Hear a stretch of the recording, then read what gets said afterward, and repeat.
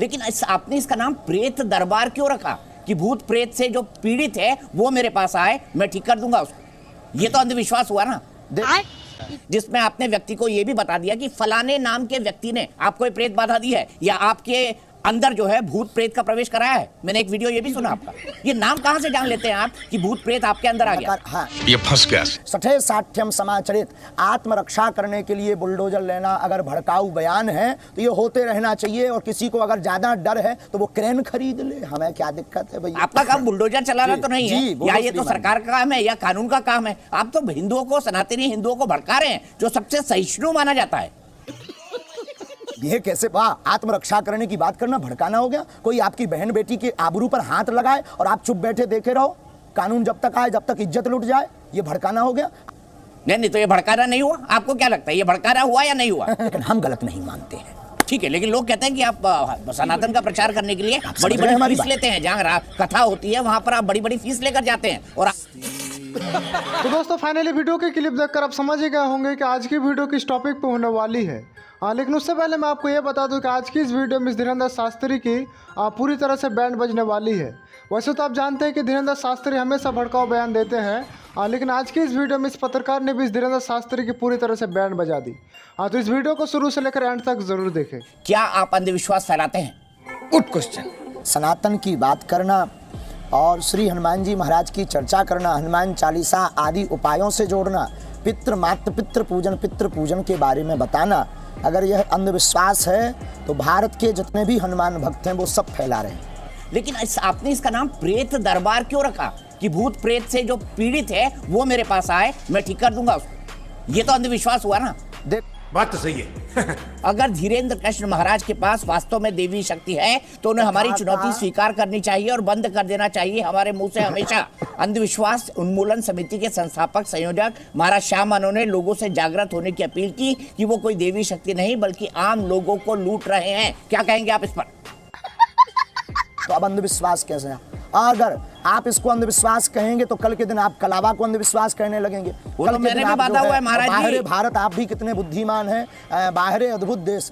ये देखिए वो तो मैंने भी बाधा हुआ है। जय महाकाल का मैंने एक इंसिडेंट सुना जिसमें आपने व्यक्ति को ये भी बता दिया कि फलाने नाम के व्यक्ति ने आपको ये प्रेत बाधा दी है या आपके अंदर जो है भूत प्रेत का प्रवेश कराया है। मैंने एक वीडियो ये भी सुना आपका।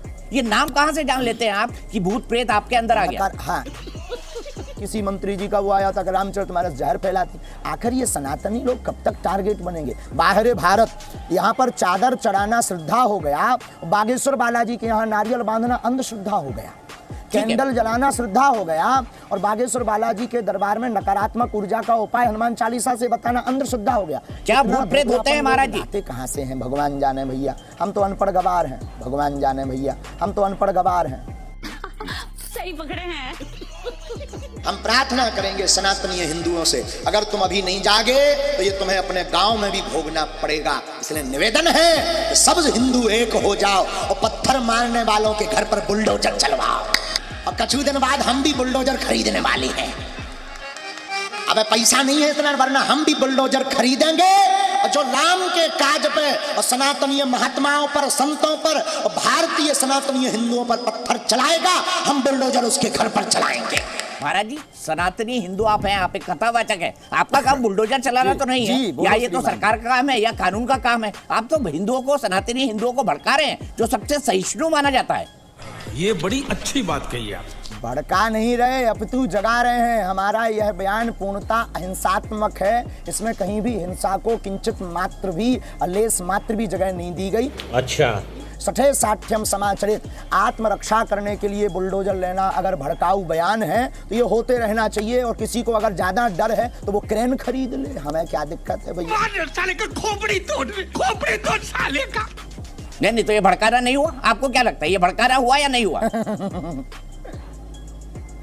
ये कैसे आत्मरक्षा करने की बात करना भड़काना हो गया? कोई आपकी बहन बेटी के आबरू पर हाथ लगाए और आप चुप बैठे देखे रहो, कानून जब तक आए जब तक इज्जत लुट जाए, ये भड़काना हो गया? ये तो हिंसा ही चले जाएंगे। आपका ये बयान हिंसा को बढ़ाना है, करेगा। भारत के संविधान सम्मत नहीं है।